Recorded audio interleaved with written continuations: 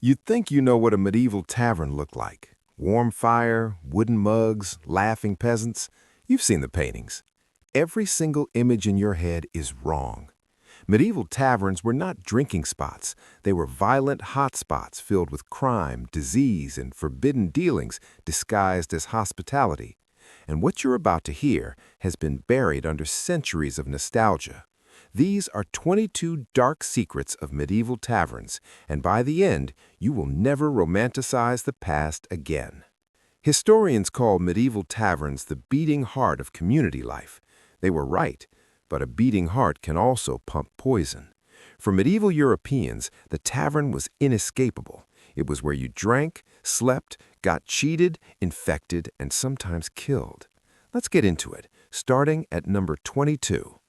Number 22, the ale was laced with mold that caused hallucinations.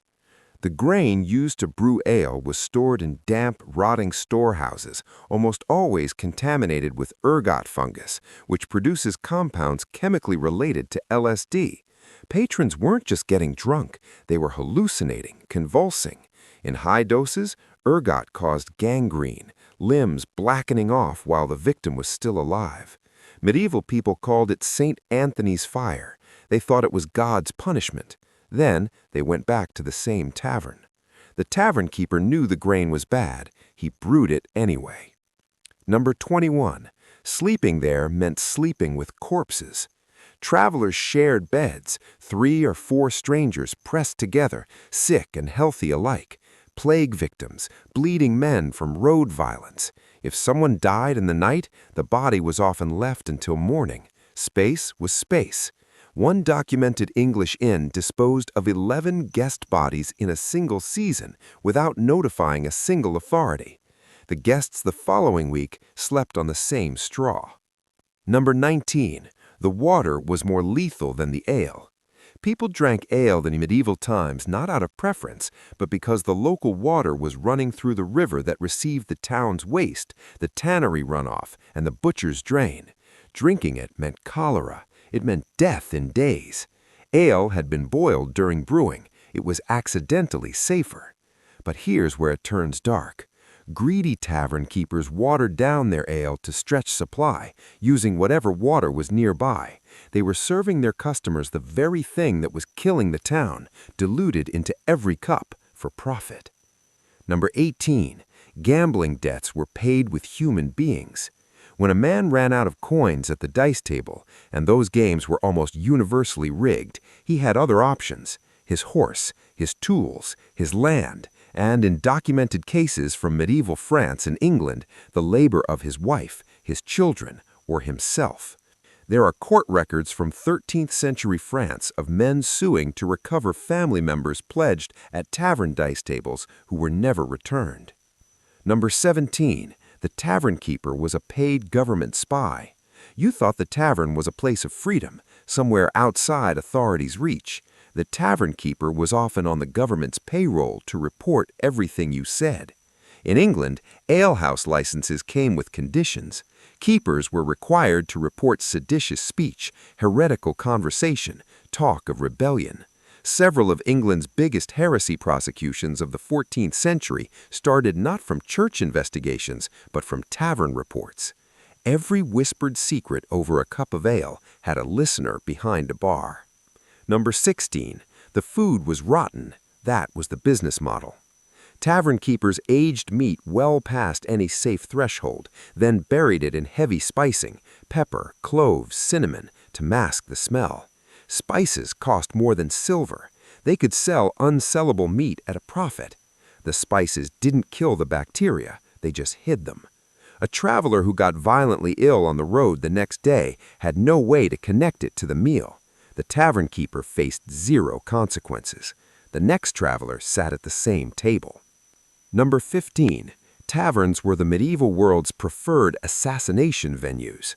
When nobles needed someone dead, they didn't send men to castles, they sent them to taverns. The logic was clean. Strangers were unremarkable. Every man traveled armed. A body found in the morning looked like a brawl.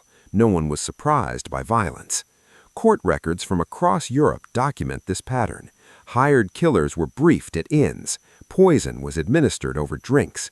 The tavern was not a place of refuge, it was a killing floor that had learned to smile. Number 14. The church's loudest critics of taverns were its biggest customers. Priests condemned taverns from pulpits every Sunday, then they went to them every other night. Church court records from medieval England are packed with clergy cited for habitual tavern attendance, public drunkenness, brawling, and conduct with women that the documents describe in careful Latin euphemism. Monks climbed over monastic walls at night. Friars had arrangements with specific keepers who guaranteed their visits stayed quiet. In some towns, the local priest was the tavern's single largest customer by volume consumed. The institution that condemned the tavern most loudly was simultaneously funding it with tithes money. Number 13. Women there had no legal protection from anything. In medieval English law, a tavern was a disreputable place. A woman who worked there was legally presumed of low moral character, which meant crimes committed against her were treated with dramatically reduced seriousness. She couldn't effectively testify against her attacker. Her word as a tavern woman carried a built-in discount in court. Many of these women were there because they had no other option, widowed, abandoned, destitute. The legal system that branded them as immoral was the same system that had created the conditions forcing them through the door. Number 12. Taverns were the medieval world's slave markets.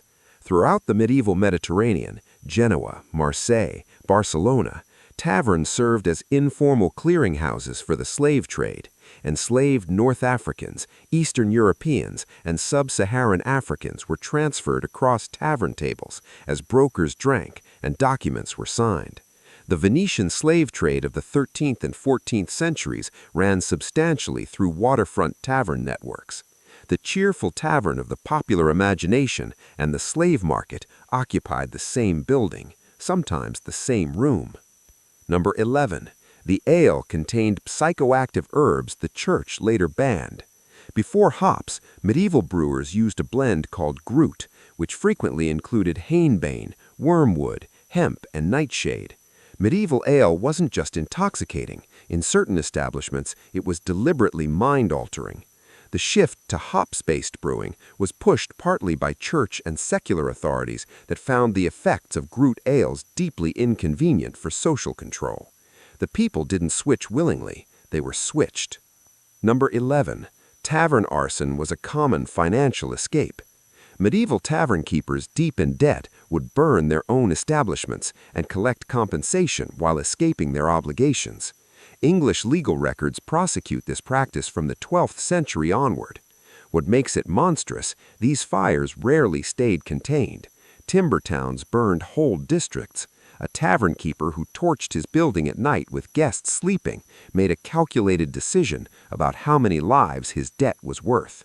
Several major medieval urban fires were later attributed in contemporary accounts to deliberate tavern arson. Number 10. The tab was engineered as a debt trap. Running a tab feels like courtesy. It has always been a leash. A man who owed the tavern keeper several weeks of wages didn't challenge him, didn't report him, didn't ask uncomfortable questions about rigged dice or poisoned ale. Tavern keepers who held enough credit notes held real political power. They knew who was in debt, how badly, and they knew exactly what that information was worth to the local lord, the magistrate, or the moneylender. Number 8.